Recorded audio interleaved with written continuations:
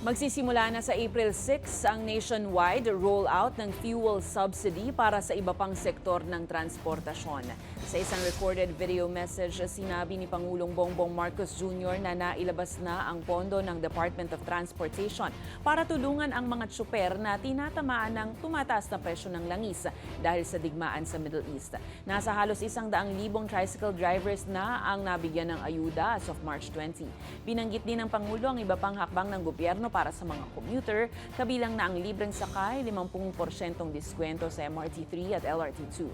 Tiniyak din ng Pangulo na may nakaalalay na fuel subsidy para sa mga magsasaka at mangingisda kasama ang karagdagang pondo para sa regional field offices.